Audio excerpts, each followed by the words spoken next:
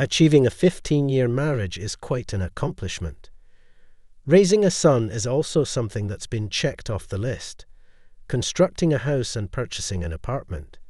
Yep, done those too. Everything has been completed with my son in mind. When I tied the knot with Scarlett, I didn't necessarily expect her to be a mastermind. Still, the fact that she had a degree sparked a flicker of hope, which, unfortunately, fizzled out pretty quickly. Yet, her allure and charisma were hard to resist. Above all, we were blessed with a son whom she cherished deeply. In time, with a little encouragement from my mother, Scarlett uncovered various talents. She mastered the art of cooking, developed a fondness for flowers, could often be found tending to the garden, and was quite wonderful in the bedroom. And she certainly wasn't one for drama. The thought of discovering her with another lover was a non-starter for me. There's a stark difference between stumbling upon a clumsy text or an ill-timed call, and actually catching your partner in a compromising situation with someone else. It hits a different chord entirely. That moment was a real gut punch. In a cafe on the other side of the city, they settled down on a worn leather sofa.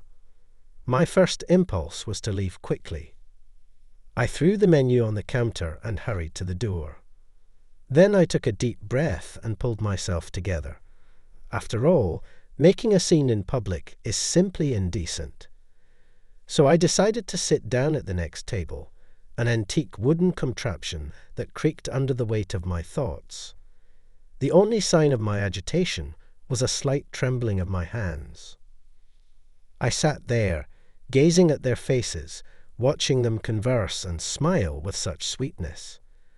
"What would you like to order?" the waiter asked, addressing me with an air of nonchalance. "A cocktail." Betrayal, I quipped. The wife, upon hearing a familiar voice, shyly lifted her gaze and nearly jumped in surprise. "Why the long face?" I inquired. Scarlett was looking my way, and I sensed she was hesitant to respond. It was one of those moments where she felt cornered, and embarrassment washed over me. "Yes, I adore her." The man finally broke the tense silence. "Quiet," I retorted sharply. His wife beamed. She radiated joy as if he had just shared the most thrilling news imaginable. "I'm pleased you're content. That's what truly matters.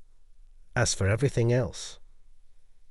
I trailed off, struggling to articulate the depth of what she and our entire life together truly signified to me. And then she asked, "So what does all the rest mean?" "All the rest," I echoed. "Us, family, home, our backyard, buddies, career.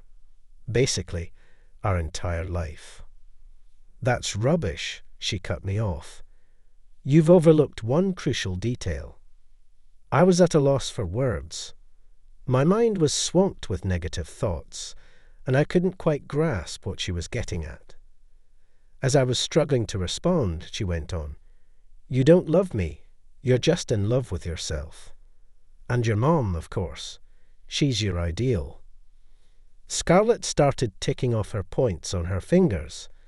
"She's clever, sharp-witted, devours the classics, and ages gracefully." She wasn't wrong, and I couldn't muster a response. She didn't pause for a reply but forged ahead. "How can you even speak of love when the sole recipient of your devotion is yourself? You believe I'm foolish and crude, and frankly, I have no desire to embody that. I yearn to be cherished for the person I truly am, not to be seen as some silly appendage to my husband. And I refuse to conform to your expectations. Perhaps then you might come to understand what you've truly forfeited." By this point in their exchange, Scarlett's partner had already downed a second glass of whiskey at the bar. I lost track of how it happened, but suddenly he had slipped away. The remnants of the family lay in shambles, and it was high time to bring this spectacle to a close. Bless me with a son to nurture. Don't shatter a child's life. I voiced this thought and realized I had missed the mark. I shouldn't have caused her pain at this moment. Besides, my son will be with me, as well as the house and apartment. My lawyer will explain everything to you in court. He is well versed in this kind of case, Scarlett remarked, looking up from her careful examination of the tips of her shoes. My eyes burned with fierce indignation. What did you just say? I said, my lawyer is from Copenhagen. Are you really that dumb? She deliberately emphasized the last word. Is this the one? I pointed towards the bar. My wife and I turned around at the same time and saw her so-called lawyer raising a glass in our direction. Scarlett waved her hand dismissively, signaling him to move away. Give me the card, I insisted. Scarlett rolled her eyes dramatically. What are you waiting for? Just give me the credit card. Let him fulfill your wishes for now. And hey, add yours before it's too late. Whiskey doesn't spill on its own, and it doesn't come cheap, I added with a grin. But I won't return the credit card before the trial. You don't have the right. Just step back, she retorted. For the sake of a joke, he stretched out his hand to her, but received a quick slap on the palm. With a grin, I walked out the door, and with the same grin, I quickly blocked the card through my mobile app. Cheerfully arranging her things in the hallway, he filed for divorce. The courtroom was a veritable spectacle.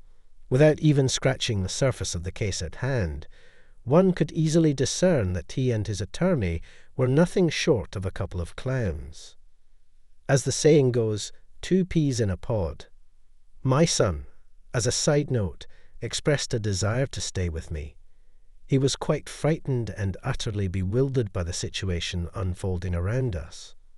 However, in due course all was well. I managed to reassure him that nothing catastrophic had occurred, and gradually he settled down. On another note, we did face the necessity of dividing the apartment. Yet, that's just a minor detail. The most crucial aspect is ensuring that my child avoids inheriting any undesirable traits. I may not have all the answers myself, but I'm confident I can raise a fine young man.